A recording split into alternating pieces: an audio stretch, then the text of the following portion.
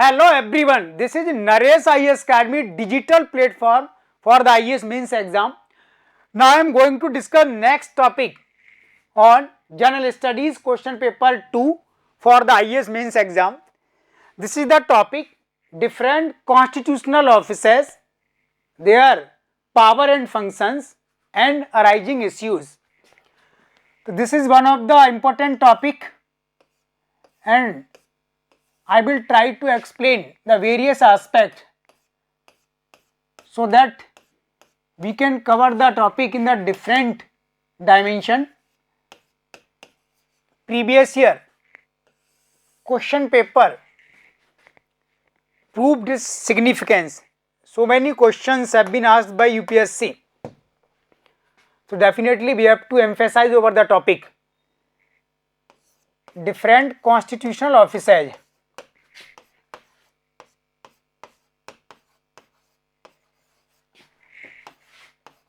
You may contact for offline classes or our answer writing session. Some constitutional offices I want to discuss. One is the Indian President.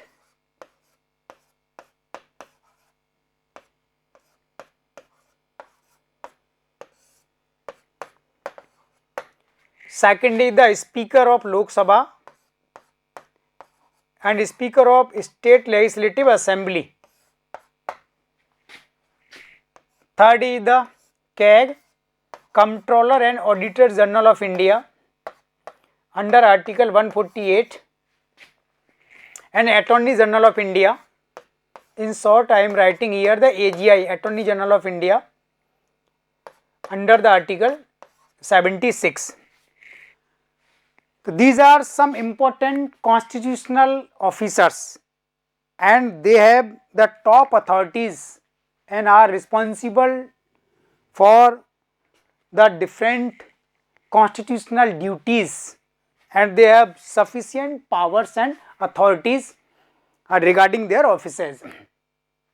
Simply I want to suggest a different approach how to cover these topics. We have already studied, read so many aspects about these presidents. One things you must know, we have adopted the parliamentary form of government and now you have to study what is the scope of Indian president within the parliamentary system and you should interlink this with the 42nd amendment in 1976 by the Indira Gandhi government, 44 amendment in 1978 by the Morarji Desai government. If we have the parliamentary system, so definitely it may be the least scope for the president. So you have to prepare this topic about the 200 words. Second, the various powers or functions of Indian president. For example, presidents exercise his judicial power under the Article 72 and you have to understand the nature of judicial power. First, the Supreme Court have brought the judicial power of Indian president under its judicial review. So now you have to study the Maruram case versus Union of India in 1980 and in what circumstances Supreme Court enlarged its judicial review over the functioning of Indian president. Second aspect, when Indian president is accountable to exercise his judicial power mainly in case of mercy petition. If any person who have found guilty and who have awarded the capital punishment, definitely he files mercy petition before the Indian president. But in the Kehar Singh case 1989, what principles have endorsed by the Supreme Court over the judicial power of Indian presidents. Then these are two important cases and you have to complete the judicial power in this context. In future, definitely UPSC will ask question from here.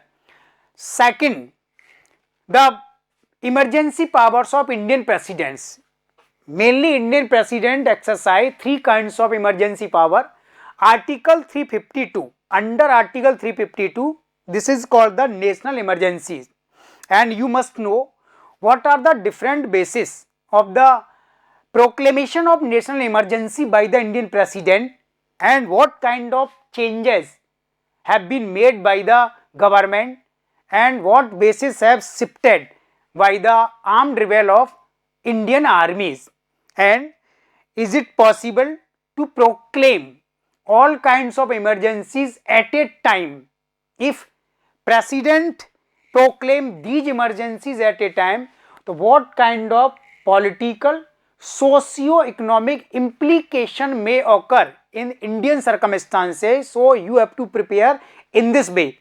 Second, under Article 356, this is called president rule in any states. Finally, it is the most disputed matter. Generally, according to the constitution, on the reports of state governor, president declare president rule in any state and dismiss the state government.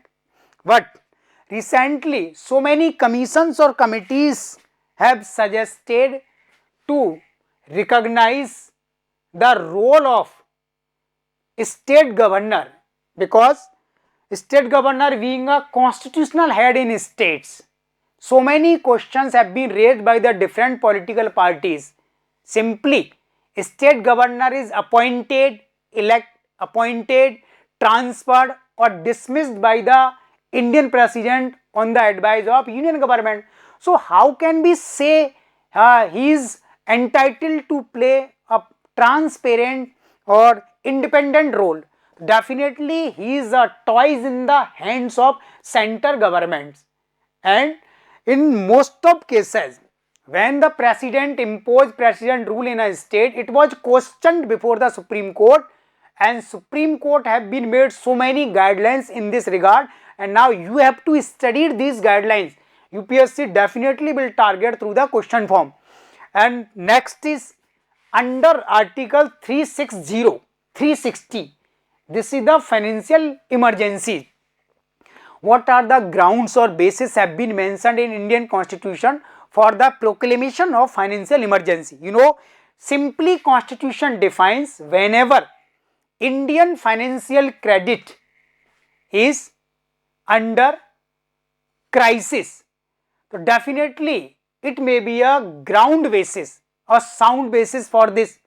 But the union governments from the last 70 years have identified so many bases for the proclamation. Now you have to identify what are the bases.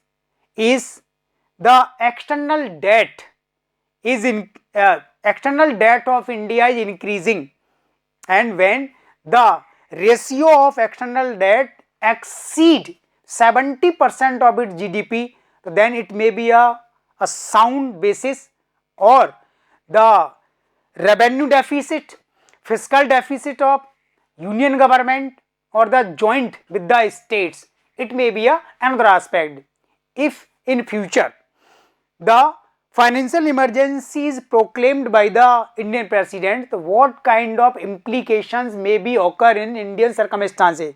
Simply in this, it have been expected the salaries of the all constitutional authorities or bureaucrats shall be cut down, and when the salaries will be cut down, then definitely this may be a possibility of revolt or civil war.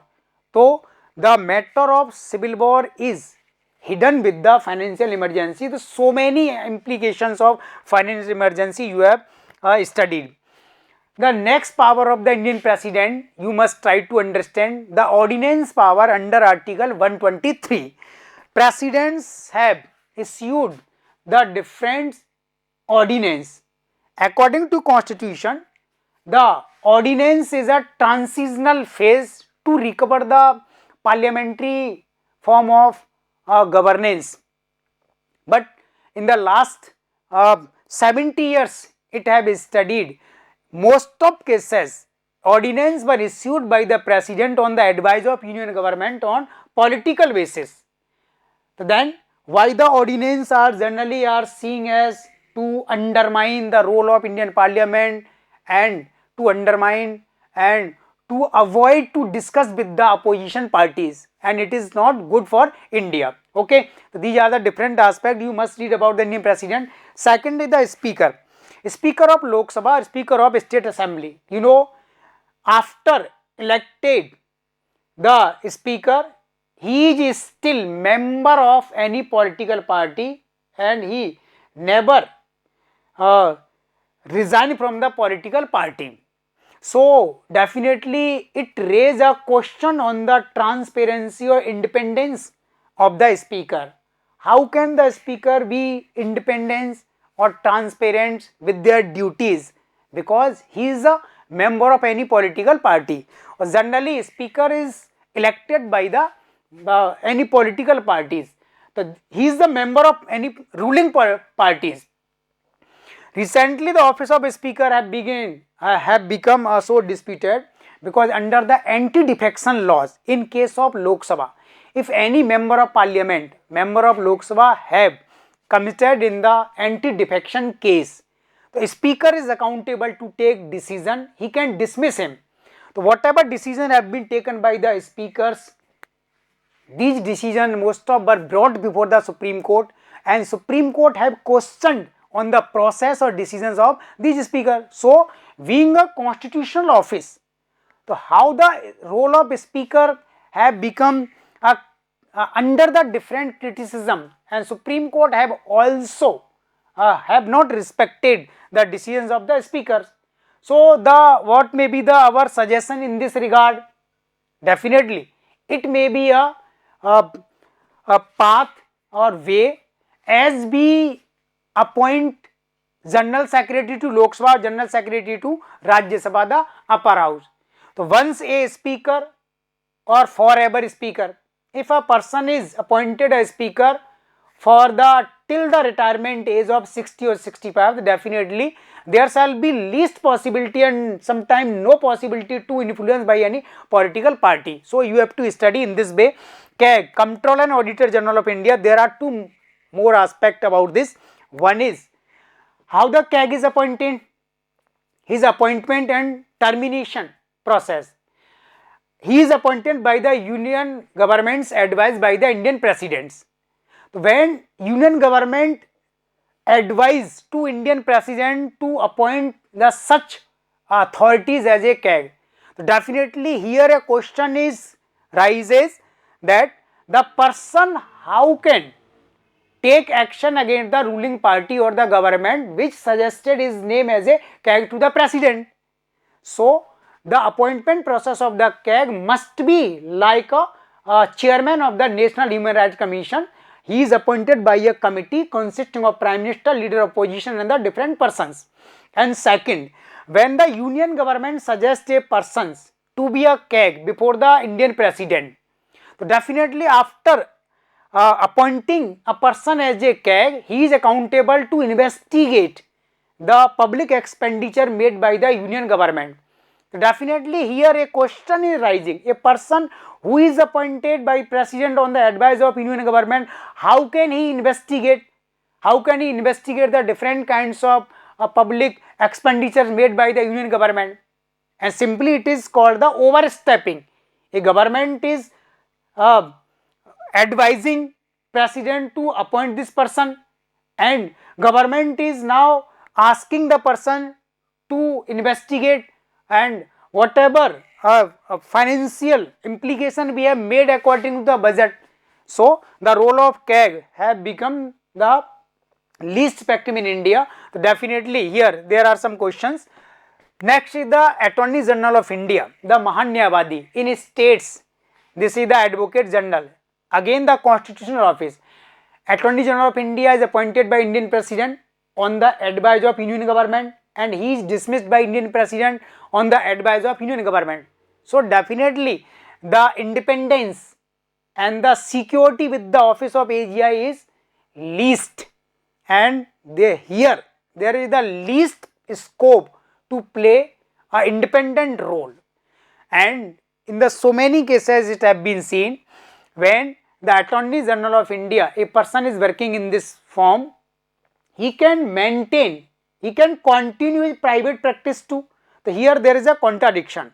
At a time he is working as the government's legal advisor, he is the first legal advisor and the first legal officer to the union government, and at the same time he is continue his private practice. So it is not good, and definitely when the Attorney General of India provided legal advice to the union government, in most of cases union government was condemned, criticized by the Supreme Court. So what kind of legal advice rendered by the AGI? Definitely here we can say the AGI is not making a justice with his duties or offices, because he is too busy person. That's why the Supreme Court have questioned over the office of AGI. So these are some constitutional offices, and now you should try to cover these topics according to the mains exams approach. Okay, thank you.